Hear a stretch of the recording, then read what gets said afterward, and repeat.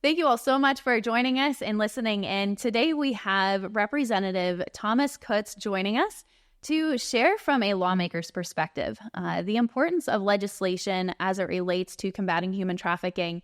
And Greenlight Operation has had the opportunity to work with Representative Kutz now for almost a year, I believe, and in several different arenas, and has become just an incredible partner at the Capitol as we connect on state policy as it relates to human trafficking. And so today we wanted to introduce Representative Kutz to all of you and allow you all to have the chance to hear just the importance in different ways to combat human trafficking, because we know that this is a very complex and large issue. There's no one approach to combat human trafficking, but through these videos, we're hoping that everyone is recognizing maybe a way in which they can use their skill sets to get involved, or even just as a community member. Just very simple things that can make a huge difference in the lives of survivors. And so, Representative Kutz, thank you for joining us. Well, thanks for having me, Jordan. It's great to be here. I've appreciated our partnership and look forward to our conversation today. Yeah, very excited. Well, thank you. Would you be willing to share a little bit of your story and why you got involved with working against human trafficking? So Central Pennsylvania, believe it or not, is one of the largest hubs for human trafficking, as you are well aware, in the world known. And for me, when I learned about that, actually through outreach that Greenlight had done at one of our community events shortly before I was elected, it inspired me to want to get involved on the legislative side as well. And I thought, what does state policy and legislative policy have to do with human trafficking? And the more I dug into it, the more I learned, and the more I learned that there's a lot that can be done and needs to be done. So I was thrilled the first time we were able to connect about doing a roundtable, just to kind of get all the voices in the room. And sometimes that's the best way to start, which is to say where can we begin and really have a holistic approach on how to deal with it. That was a very special kickoff that ended up serving as a catalyst in many ways for the local community in the fight against human trafficking. And at that roundtable, can you share a little bit about who we had present there and the significance of what came from that roundtable? Absolutely. So our initial kickoff was to try to get everyone in the room rather than having everyone taking their own approaches. Sure. As Greenlight highlights, there are several stages to combating human trafficking. The number one is awareness, and then the law enforcement side to rescue victims, and then the restoration side as well. So to get those three pieces all working together and talking to each other, we wanted to have a roundtable with everyone in the room. So we brought our nonprofit partners from Greenlight, Peace Promise, a couple of our other local community leaders, the YWCA. We brought the hospitality industry in, who sees it oftentimes firsthand. We brought in local government officials. We brought in local law enforcement, state law enforcement. We had the state attorney general's office there. Our Cumberland County district attorney was there, and our police as well, who often see this every day, as Route 15, which runs right through the district I represent in Cumberland County, is one of the corridors that's especially troubling. So Upper Allen Township Police see that every day. So we had them there as well. And I think what was really important about that was having everyone in the room to discuss each role that everyone else plays. And then for all of us to say, okay, how can we take an approach, a holistic approach, to show we're all in this together. We all share the same goal, and figure out how each of those pieces fit together. And it was really cool, and I learned a ton, and it was great to have everyone there to share their own perspective. It really was a special moment. We were incredibly grateful that you used your seat of leadership to host an event like that, because it really served as a catalyst to what we then saw at the Upper Allen workshop that took place several months later. So you fast forward to that, and I think for us that it showed just what a beautiful example of how a seed can be planted, maybe in an event, through an event or an interaction, and what can come from that. And so then what happened at the Upper Allen, workshop was something very similar. We saw a very beautiful collaboration taking place with a variety of nonprofits. There was a survivor advocate who was willing to share some of her story. And from there, community members were educated. And then the goal, right, is always that we are educating people to then take it into their spheres of influence to make a difference. And so can you share a little bit of the impact of those collaborative events that you have seen and how that ties into legislation? So legislatively, we can only start on what we know from people in the community. The way to, for example, we have, law enforcement in Cumberland County conducted a sting operation that you were involved with to shut down several illicit massage businesses. Unfortunately, state licensing laws provide that these places don't need to be licensed and they can be open. And the DA informed us that a couple of them were open just a few days later, and they bring new girls in and they're just operating as if nothing happened. Right. So the biggest thing to come out of something like that is we can go back to the drawing board in Harrisburg and say, okay, how do we combat this? And to that end, there is a bill to require those places to be licensed. And I think in addition to that licensing piece, we pulled from a little bit of everything that we learned in order to try to raise awareness. So speaking of awareness, that's the first step. So how do we, one, make victims aware on what help is out there, right, and two, how to make the public aware on the warning signs to spot and whatnot. Yeah. So two ways that we can do that. One is a bill we have that simply deals with getting information out there, providing hotline resources, posting these in places that are hotbeds, whether they're truck stops. As we heard from our survivor advocate, that was a place that she had run to and stayed in. And so making sure those places have resources, so if a victim comes in, they might be able to escape there. And on the other side is the public awareness, which is being able to have these workshops. And I'm hopeful we'll do another one. We had such success with this one, so many people and community partners that came out, that it's really raising awareness, and each of those people can go talk to someone else, bring it back to their own spheres of influence, and really make a difference. So I think that's the importance of collaboration there, and you can take it from a small scale to a big scale, but it's only possible because of the partnerships that you create through the process.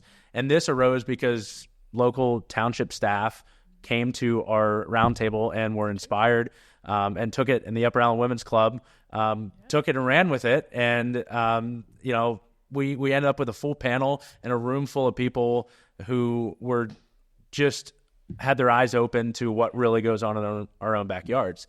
I think a lot of times you see areas like central Pennsylvania where you have pockets of affluence and wealth and the appearance that everything is fine. Sure. But you find a lot of these places right in our own backyards. People were shocked to find that less than half a mile from the township building where we sat was one of those massage businesses that was shut down. And not soon after the workshop ended, I had people coming up to me saying, well, here's this massage business here. Have they looked into that? Yep. And they're calling in tips, and they know what to look for now. And I think it's great to have that public awareness piece. I think it was one of the really cool things to come out of the workshop. Yeah, it was very special because we can't do it alone. It takes a network. It takes a community. And I think it's very common for people to maybe feel a little bit cynical at times of, is it really going to make a difference if I talk to my legislator and raise a concern, or, hey, there's something that I'm passionate about. Are they going to listen to me? And I think it is truly just a beautiful example of how there is the opportunity, to speak up and to share about something. And to the piece about the illicit massage businesses, we know that there are a variety of different forms in which trafficking takes place. One that we are dealing with in many ways is the illicit massage business industry, which involves these fronts that are functioning as spas, as massage places, and they are in many ways undercutting legitimate business owners who are running similar businesses because their profit is coming from the illegal activity happening behind the scenes, which is the exploitation of people, whether that's through the sex acts or through forced labor. And it's very difficult then for legitimate businesses to keep up with these practices. But we know that that is, one way that exploitation happens in human trafficking. There's also the familial trafficking that takes place where, believe it or not, relatives traffic relatives. And you've got the relational side. And it can be a lot to look at and deal with. But there was one issue that was really presented recently in your district, and that was with the illicit massage businesses. And you ended up co-sponsoring House Bill 1241. And can you share what really prompted that for you to co-sponsor that, and what has come from that? So there's so many of these issues that, being a legislator, you don't know a ton about until someone in the community brings it to you. Yeah. And I think that was what happened here. Speaking out of our initial roundtable at Messiah University, who have been just such wonderful partners as well in the fight, and to have law enforcement come up and say, hey, this is an issue. We had the roundtable scheduled, and just days before, it just so happened that the sting operation took place.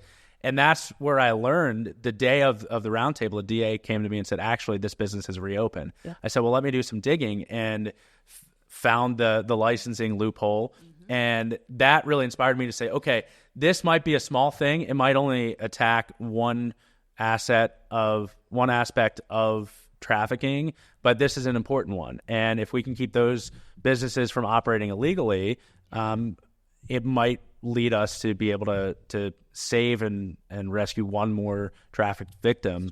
And so I'm really pleased that's a bipartisan bill from a colleague in the southeastern part of the state. And we are just hoping that our advocacy can help our leaderships to bring it for a vote before the committee and then before the full House. But I tell you what's inspiring is you have a bill like that on the House side, and you also have partners on the Senate side.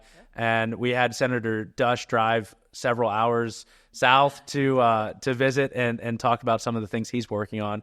And I think what's most inspiring to me is that there are so many other people in this fight.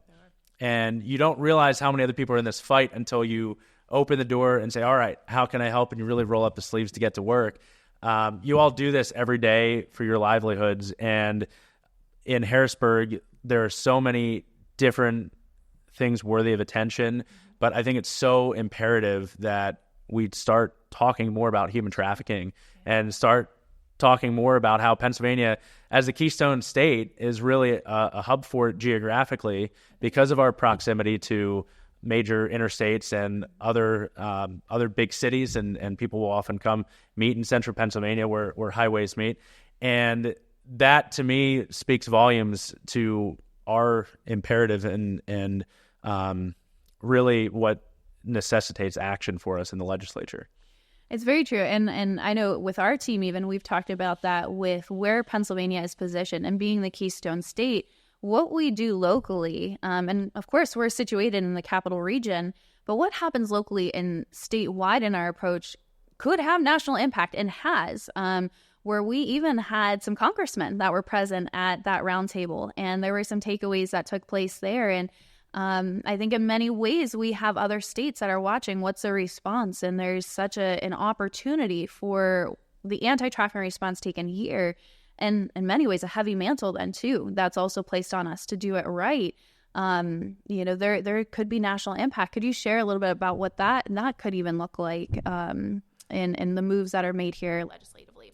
So I think we look at a state, we're the fifth largest in the nation. We have one of the highest rates of trafficking in the nation as well. And we have rural, we have urban, we have suburban, we have it all. You have Interstate 95 running on the eastern part of the state that has trafficking all the way up and down the East Coast, in addition to the Turnpike and Interstate 81, and Carlisle, which is becoming one of the trucking and warehousing hubs in the nation. Yeah. And I think as we can take action, we can go to our partners in other states and say, hey, this is something you could do. And I think federally, there's also work to be done as well. There's a limit to how much we can do without having authority to regulate federal interstates that Congress can really take action as well to follow that lead. And I think other states already have started that as well. In Florida, for example, in the Miami area, it's a huge issue, and that is such an easy access for international travel that it's very common to come in and out of there. So I think as one of the nationwide hot spots for it, whatever we do, we can go to our state partners in other states and say, follow our lead, and together we can make a difference. Yeah, absolutely. And for those listening as well, something I hope that you're hearing is that there's a lot of opportunity. We just even seeing that opportunity of how to get involved. So we've used the illicit massage businesses as an example. We know that that is not the only form of human trafficking. We know that that's not the only solution. But for here in our state, when we're seeing that the amount of time and effort and resources that went into the sting operations that took place, only to see those businesses opening up days later, and not only that, vanfuls of people coming and refilling those establishments, we have a problem. And with that, we need our leaders to address it. And we're so very grateful for leaders like Representative Kutz who are doing that. And and there are other solutions. Of course, we are seeing where, how can we help survivors in the restorative process with things like vacatur and assisting them with placement. So a lot of times it's very common for survivors to have crimes that they have been forced to commit, and they are dealing with that baggage, which then impacts jobs they're able to get. It impacts housing and all sorts of things. And so all that to say, there is a lot of opportunity here. We've touched on just the surface, but what would you say, Representative Kutz, is the best way if there is a community member who's recognizing an issue or has an idea on a solution? You're a pretty approachable individual, and you have a phenomenal team. How would you recommend that a community member bring forward maybe a concern or an idea, and what does that process look like from there then to see, a solution? And we know not everything can move into this, into action, but how can they get started and what can they do? So my office is here as a resource. Absolutely. 100%. Ears are all open. We meet with people all the time who have ideas, or they see something and it's cliche, but you really have to see something, say something. Yeah. And really, some of these ideas from legislation come because people bring those to us, and we say, hey, that's a great idea. Let's take it and run with it. Mm-hmm. So look, I think if someone sees something in the community, obviously you have law enforcement as a resource. You have your nonprofits that are here to help. I mean, you all are professionals as well. And my office and my team are there to provide constituent services. If anyone comes in with those situations, if nothing else, we can always point someone in the right direction. Government and bureaucracy is a web that is often hard to navigate. And my team is always at the ready to assist the most delicate matters and ensure that if there's someone in need of help in our community, that they're able to get that help. And we'll stay with them start to finish. That's what we're here for. We're grateful for that. And we've seen that. We've seen that play out in our interactions with your team as well, and coming forward with ideas and solutions that also many community members will say, what about this? What about that? And we've been very grateful for how receptive your team has been, and just even thinking outside the box on what can be done. And so what are ways that community members could best support the efforts that you are making on the anti-trafficking bills, and how can they assist in seeing those move forward? So everyone, whether you live in the 87th legislative district or not, you have a voice to share with your legislator. You can ask them to co-sponsor a bill, ask them to encourage the bill to be brought up in front of a full committee. You can ask for a meeting with your legislator. There are 203 of us in the House, 50 in the Senate, and every one of us is happy to sit down with our constituents and hear about the issues that are near and dear to their hearts. And for me, this is something that I've personally taken on as something I cared very deeply about, and I would welcome a conversation with anyone as well, and just to welcome the other ideas. I mean, we have a handful of bills in the works that will start to make an effort, but it's also hearing from business owners who say, hey, here's what I've seen in my business. I think someone in the trucking industry who might notice, man, if this regulation were a little different, it might be easier. So there are so many ways to get involved, whether you have an idea for legislation or want to research existing legislation. There's a good place to start is always contacting your legislator and following what's going on in Harrisburg and encouraging leadership in the House and Senate to make human trafficking a priority. That's the truth. Yeah, thank you. Now, if somebody isn't sure who their legislator is or how to contact them and get that contact information, there are resources, right? That's Correct. So there are literally a tool called Find My Legislator, and you can search online the Pennsylvania State Legislator website, Find My Legislator, Find My Rep, and just type in your address. It will let you know who to contact. If all else fails, contact my office at repkutz.com, and we will get you pointed in the right direction as well. And again, I just think it's so vitally important for everyone to be involved. And for things that happen legislatively, it starts with one person, but sometimes it takes a village and takes a lot of people bringing it to their attention. So don't just think that because there's bills out there that it becomes a priority for the people who get to run the bills and have the power to determine what shows up on the bill calendar.